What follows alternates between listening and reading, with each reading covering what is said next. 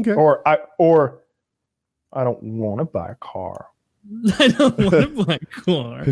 But I might. I might like it. I might like, yeah, stick the tip of a car in. And we're live.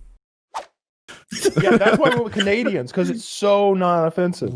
That is funny. Like, there's a Canadian coming in. Like there's like there's like an order. We'd all be sitting in this group, like just within the door of the car dealership, because there's like a big like theater area with like a bank of televisions. With like whatever was on, movies or football, usually the football game because it's the weekend. And it might look like we're just sitting there in no order whatsoever, but we all have a mental order of who's next to get the customer coming through the door, and who's after him, and who's after him, and who's after him.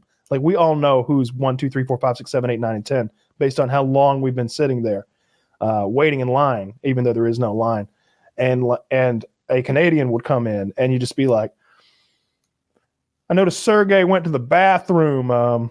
He was up though. Should one of you take the customer? Because we don't. I'm not. I refuse. Was the problem that Canadians tend to be just lookers and not buyers? Is that the problems? Issue? They don't have any fucking credit. So they'd be buyers, and then you get to the end of the sales process, and it would fall through. Not only that, they would be like, and I'm not saying this to be like offensive or stereotypical. This is like an actual over and over. It would happen. Like this guy would want like a $70,000 expedition, and we get to the part of it where I'm showing him the payments, and I'm like, all right, it's a $70,000 expedition. The payments are $1,450 per month, and he's like, what the fuck? How can that be? And I'm just like, because of math. Like we take X amount of months times X amount of dollars to get back to $80,000 worth of car after we've paid taxes, dude. Like how do you not know that? He's like, I was like, what kind of payment were you looking for? $375, maybe $400, and it's like, so not a lot of wiggle room here. Kyle, I have a question. All right, well, do you want the front third of the car? Exactly. You can sit in it. That won't even buy half the car that you're looking at, like for $400 a month. So if I've had this happen to me a bunch, right? I find myself at the dealership for one reason or another, maybe I'm getting a car serviced or whatever, and all the salesmen are like, "Ooh, here's a guy," and they want me, and I'm like, truth is, I want to sit in this car, but I'm a total waste of your time. I'm not even shopping. Did that guy lose his spot on me, or like? I guess he did. Yeah. Yeah, and he might get in trouble if he just leaves you alone. I'm a horrible customer.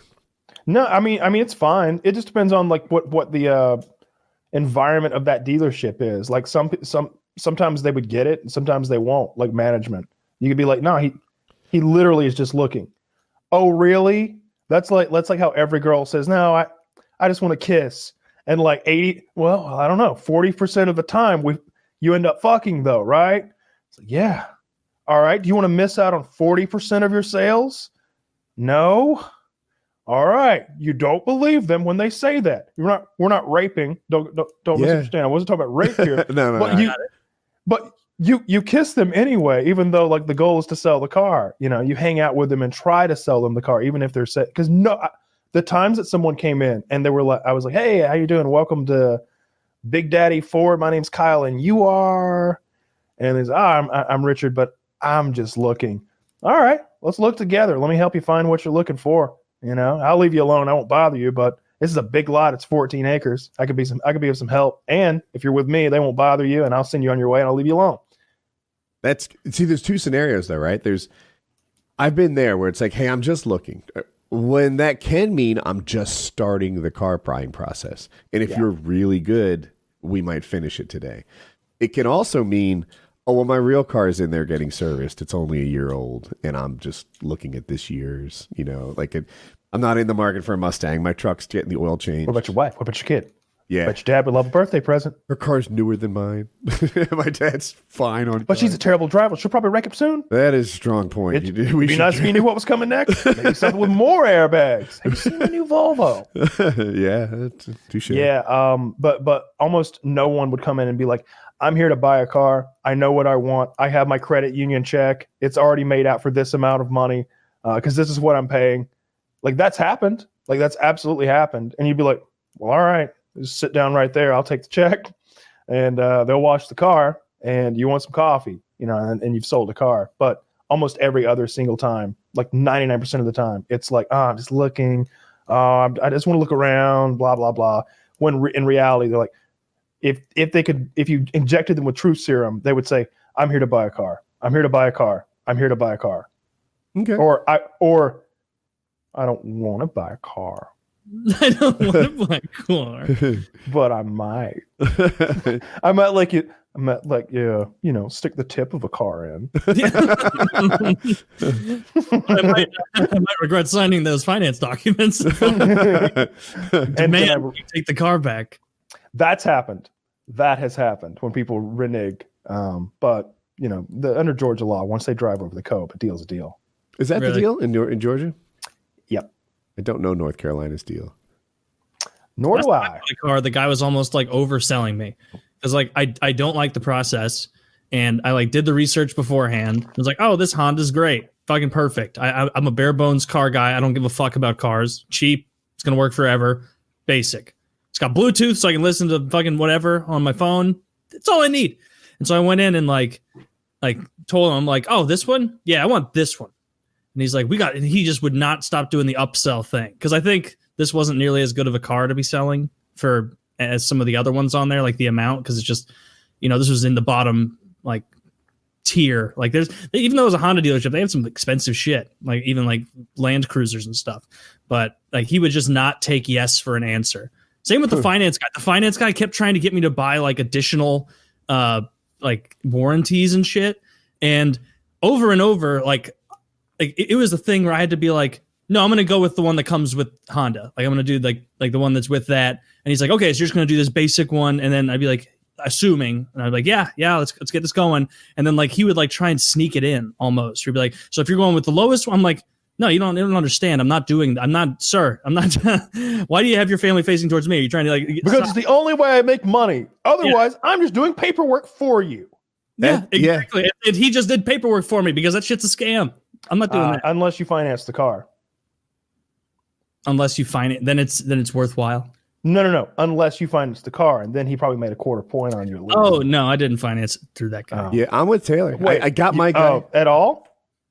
No, I got a better deal through the bank I use. Okay. Wow, he literally didn't get paid. No, he didn't do anything. My guy didn't get paid. Like a retard. He was just trying to upsell thing, and I was like, look, you're not going to land this. Like, I'm not going to buy it. I feel like I need to be polite, and you can say your thing. And he's like, cool. So he says it, and I'm like, no. And then he said what I needed to hear, which is, all right, well, if you're not going to get there, you might as well get there fast. And he just finished the paperwork. Like, no more selling, no more, like, see, he gave you an option. He shouldn't have done that. Yeah, he should have lied. I think if you were there, no, you lie. You just pretend like these things are part of the package, and you just sort of and you just move along. That wouldn't have worked. There was not 100% of the time. No, nothing works 100% of the time. It wouldn't have worked on. You cast a wide net of fraudulence. I hear you. It would be impossible to get me to buy that. Was there a documentation fee or of any kind? I think it's incredibly rare that there isn't. There might have been, but I usually work pretty hard to get that knocked off. And then they tell me they can't knock it off, that it's not fair for everyone. And I suggest they remove it from the price, and that's how we work it. Ours was $700. It's something I would have noticed like that. Yeah. 700. I think I had them remove this. Well, they don't notice that since when you're charging them another $1,000 for permaplate, which doesn't exist. So they usually argue about that first, and then when they get back around to the permaplate, you're like, "Hey, I took the $1,000 of stuff that doesn't exist already off for you," and Yeah, I remember. I found the price in a magazine or like a website or something that said what I should buy for this trim level. Yeah, and it's like I'll play that plus tax, nothing else. You absorb the cost. That's how it went. So I don't know if I did well or not. You probably did fine. I mean, they made some money, but you got a decent deal. You didn't get quote unquote your head knocked off, as they say. Probably not. No, it was probably like one of the like employee plans is what they were listed, where like they're making like $500, which I think is fair. It's a fucking car. Yeah. To go off topic, the paramotor industry often is like the worst in the resellers. You can buy the wing direct for whatever it is, like $2,600, or you can buy it from a local dealer for like $2,800. They don't keep it in stock. They don't service it. They don't warranty it. They don't let you return it. Like, how are you earning your part of it at all? Like, you're not a value-added reseller. You're just a expensive middleman. Basically just a distribution center for it, for you to show up and buy it and then no accountability. Even a distribution center often keeps some kind of inventory. You still have to wait like 3 weeks for it to arrive. Yeah, I guess if they don't even have inventory, they're not even a distribution center. They're just a people who occasionally have inventory and might sell you a product. They don't keep it. Yeah, some do, but for by and large, yeah, they just, I don't know.